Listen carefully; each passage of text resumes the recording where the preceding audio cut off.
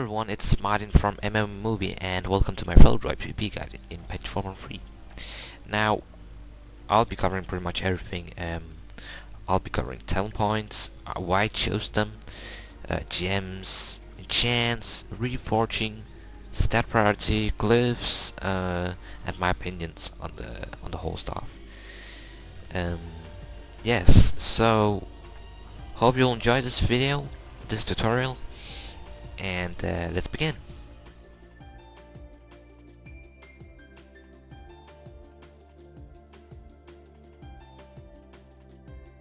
Alright, so let's start off with the first talent point, which is Feral Swiftness, and it's a really important one, guys.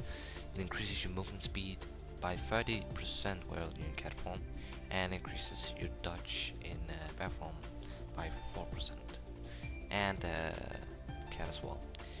Now, if you use dash or stampeding roar, if you are rooted or freezed, you will have a 100% chance to break the freeze or the roots. So, great talent point, definitely.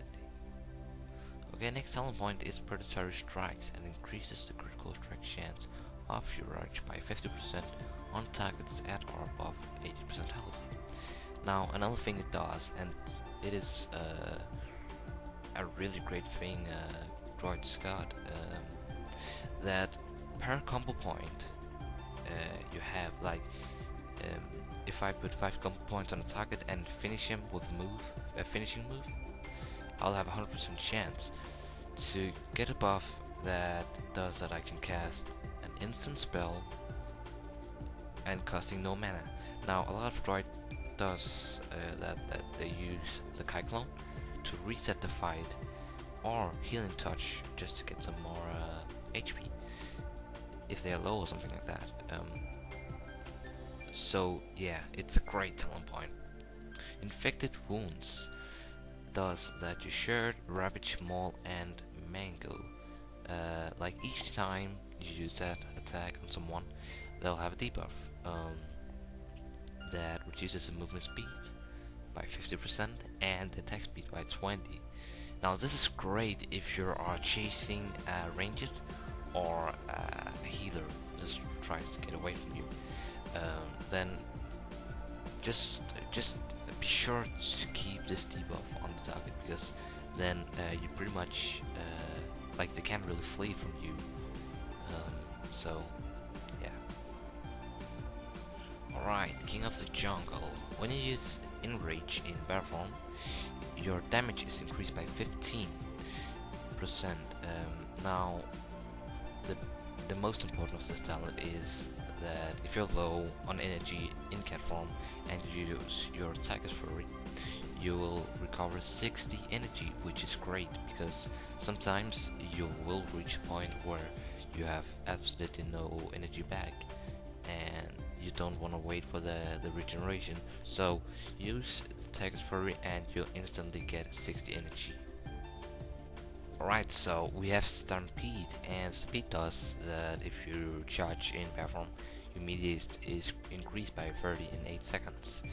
Now what it also does is if you throw a charge in cat form, you will have a free ravage. It won't cost any energy. You can use it from front, from side, still from behind if you want, and you don't have to be stealthed. So that's awesome. Okay, so Nurturing Instinct. What this basically does is they are making Feral Droids better healers, because you won't have any intellect or spell power in your gear, so your healing spells won't be really good, but they made this talent point, so out of your agility you'll get some your healing spells will be increased, and if you're in cat form, all healing on you will be increased by 20. So like if you put HUDs up on yourself and you really need the health, go in cat form immediately after you've done it, so they'll heal more. Okay, then we have Survival Instincts, and it basically reduces all damage taken by 50% for 12 seconds. and you can also use it in bear form or cat form. So it's basically a great survivor.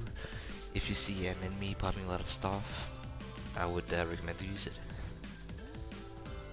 Alright, natural reaction, which reduces damage taken in bear form by 18% and increases your dodge while in bear form by 6%.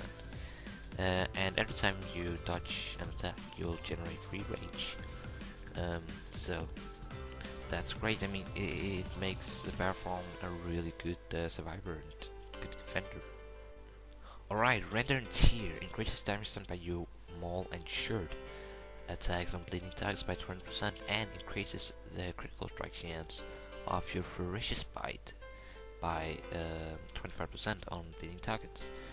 So a really good talent point, and just be sure to keep up your bleed effect, and you'll do a good amount of damage. Alright, Berserk, the last talent point in Feral Combat. It's a great talent point, and of course, because it's the last one. But we'll be focusing on the cat effect, and what it does is if you use it, all your abilities that cost us energy will cost 50% less energy, so you can be able to use so many abilities without using a lot of energy. So I mean, it's great, and I would recommend you to use it when you have a lot of energy, because when it's activated, you can't use Tiger's Fury, so you can get those 60 energy up. So have 100 energy or something like that when you use it, so you have as much energy to use as possible. Okay, Natural Shapeshifter. This is not really a good talent point at all, but some people might be wondering why I took it, and I only took it because it acts as that I can take the next talent point, which is amazingly good. But it's not good at all. It's most because of the next talent point. You have to put it up. Okay, Master Shapeshifter. In bear form, it increases your physical damage by 4, and in cat form, it increases your critical strike chance by 4. And those 4 extra crit is good because crit is just an amazingly good stat for cats. So it's highly recommended to take this talent. And now we're done with the talent points, guys. I'll move on to Glyphs, and I hope you enjoyed the talent part. Alright, so let's get started with the Glyphs, and I'll start with Prank Glyphs. I use Glyph of Rip, and it basically increases the periodic damage by your Rip by 15%, which is good because Rip is the best dodge you will have. Alright, next glyph is Glyph of Bloodletting, and it basically does that if you have your Rip on your target and you use shirt, it will extend the Rip debuff by 2 seconds. Now it can maximally be extended to 6 seconds, so 3 shirts, and normally this gives you time to get Ferocious Bite up, so it's basically just more damage. So it's great, but early on I use Glyph of Mangle because sometimes if you can't get behind the target, it's a good thing to use Mangle if you can't spend your energy, because maybe the target is very good at not getting you behind him. So it's up to you, but I would definitely recommend the Bloodletting. So yeah. Okay, Glyph of Berserk. Glyph of Berserk increases your duration by your Berserk by 10 seconds, which is very good. Okay, moving on to Major Glyphs. Here use the Glyph of Braskin, which reduces the chance you'll be critical hit by 25% while Braskin is active, so another great glyph. Okay, Glyph of Pounds is the second major glyph I use, and this is a good glyph, I guess, because if you want to chase someone and you can throw charge up to them, but they're on mount and they'll still run pretty fast even though that you'll daze them, this glyph sometimes makes it able to get them in the stun while they're still on the mount. Okay, third major glyph I use is Glyph of Feral Charge, which reduces the cooldown of your Feral Charge in cat by 2 seconds and the bear one for 1 second. Okay, minor glyphs. The first one I use is Glyph of Aquatic Form, increases your swim speed by 50% while in aquatic form. Other glyph of use of minor glyphs is Dash, which reduces the cooldown of your dash ability by 20%. Okay, last glyph is Glyph of Unabundant Rebirth. Your rebirth spell no longer requires any regent. So yeah, that's it for the glyphs, guys. Again, I hope you learned something for what I use, and yeah.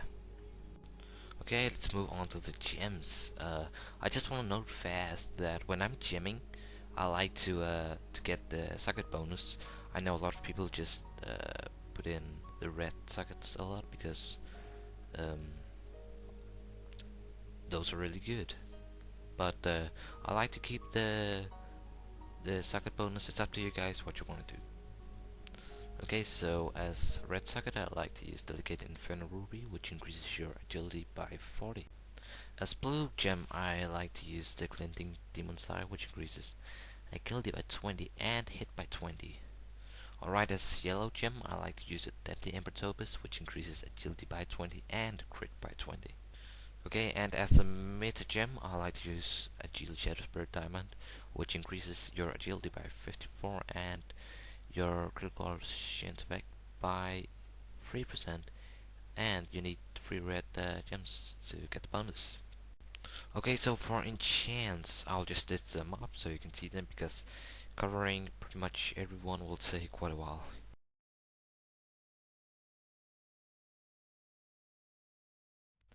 And this is how the stat priority looks. First, I would say crit, second, mastery, third, haste, and fourth, expertise. Okay, so I just want to note fast that your mastery does that your blades will damage more, which is very, very good. I mean, if you have a lot of mastery,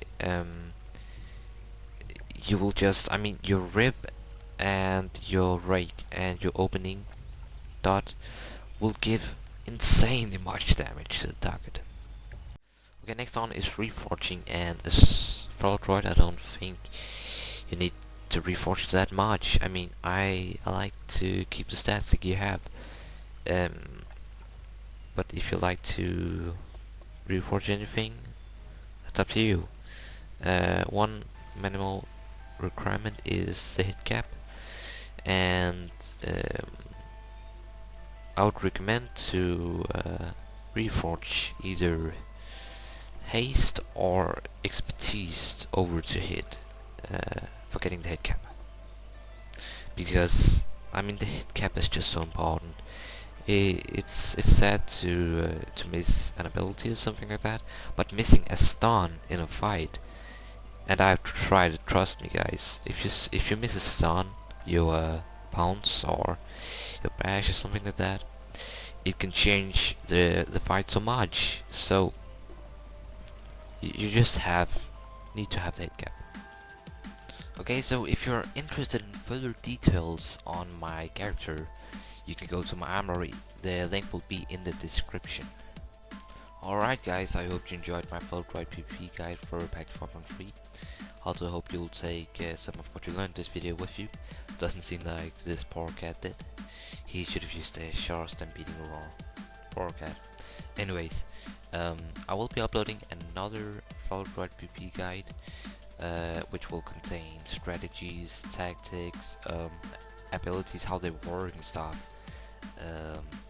I will be uploading a video like that later on, so you guys will learn how to play the cat. But for now, I'm out. See you guys later.